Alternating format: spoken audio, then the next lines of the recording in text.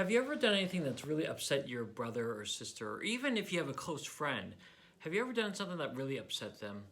Well, how do they respond when you upset them? What do they do?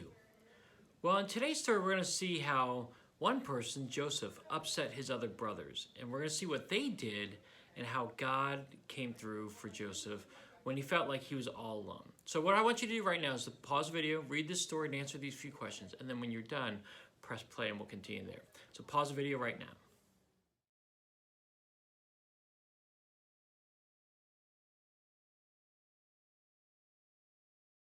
Okay, so Joseph had these dreams, and I think we've all had dreams that have been weird dreams before, but Joseph's dreams were that he was going to be ruler over all his brothers. Now, Joseph was the youngest of the brothers, and if your younger brother or sister said that one day you're going to be submitting to me and I'm going to rule over you, how would you respond?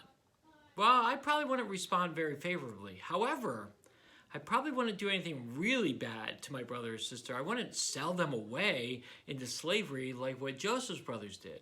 And it was really, really tough for that situation to unfold. And so Joseph, being all by himself now, must have felt like he was all alone.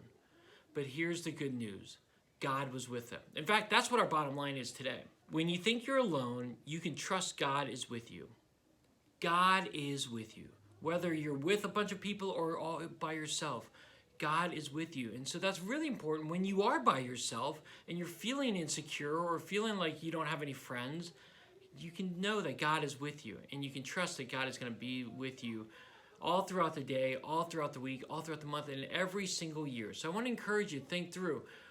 God is with you. And not only is God with you, but he can guide you through all those situations, especially when you are alone. So I want to encourage you again, whenever you think you're alone, know that God is with you. You can trust that God is going to be with you.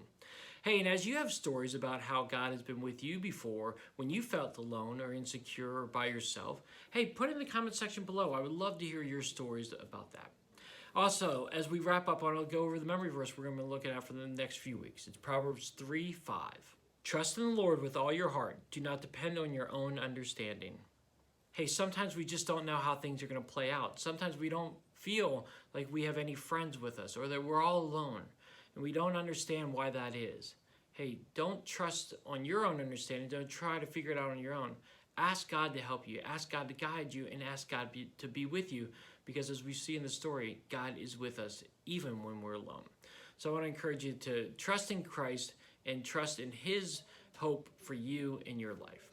All right, everyone. Well, thanks so much for joining me today. Again, share your stories as you have them. I'd love to hear them. And I'll see you next week with a whole new story. Have a great week, everyone.